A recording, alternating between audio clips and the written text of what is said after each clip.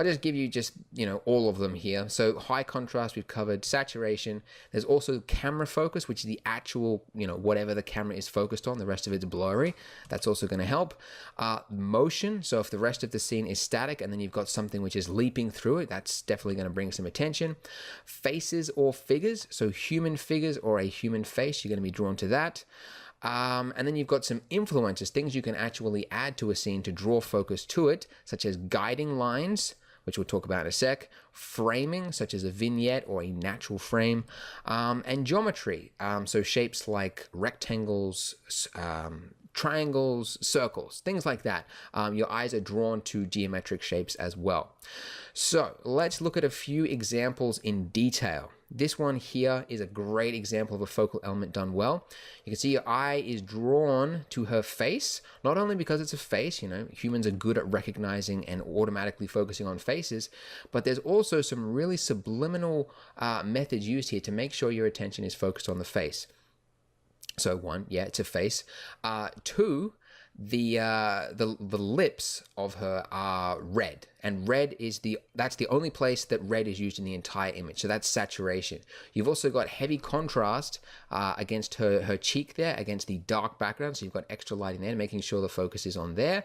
And as well as that, something which you might not have noticed is some subliminal guiding lines.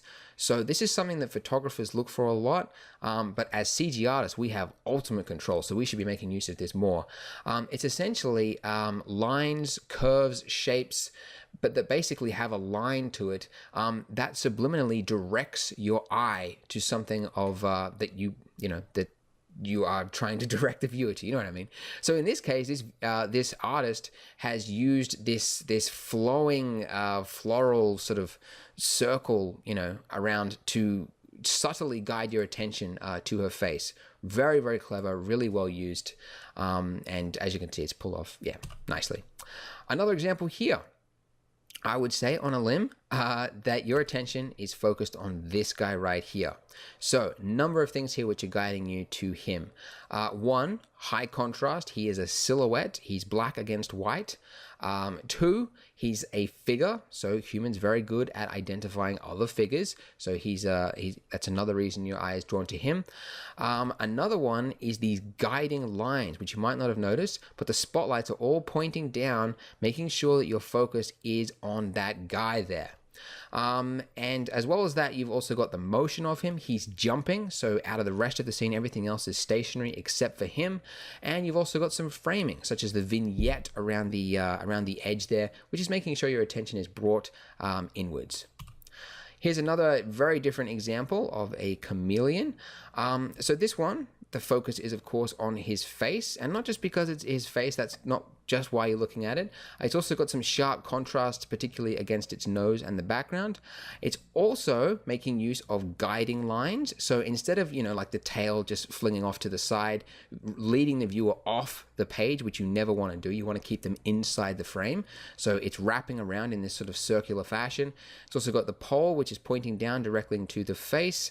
And above all else, though, it's making really good use of camera focus. So everything else is blurry, even parts of the body, except for his face, which is completely razor sharp in focus. So very clever, making sure that the focus is kept in one place. And this one I love. There's so many elements here at play, making sure that your focus is on that house at the end there. So let's address them quickly. The biggest one is, I guess, the road. Roads are super easy and really effective at guiding your attention. It's a guiding line, essentially. So roads, pathways, rivers, things like that. And having this road lead directly up to the house and just end, perfect way to make sure everybody's attention stays there. But not just that, it's also using symmetry. So it's mirrored basically on both sides, making sure that essentially with symmetry, your eyes are then drawn to the center of the mirror, which in this case is the house, which is great. It's also making use of repetition. So all of those trees there, that rhythm of the trees acts as a guiding line. It's also visually pleasing, having repetition in there.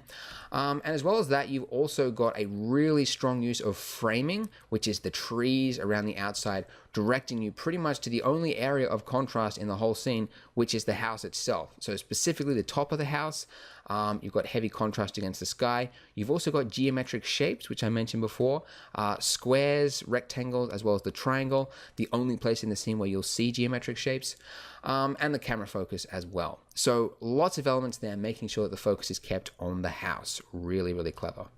So again, these are the natural focal elements: high contrast, saturation, camera focus, whatever the camera's focused on, motion, having something jumping against a stationary set, faces or figures act as very good focal elements, and then you've got some influences to help influence a scene, such as the guiding lines, the framing, like a vignette, as well as geometry, so adding in some squares, rectangles, triangles, and circles. Anyways, that is the focal element.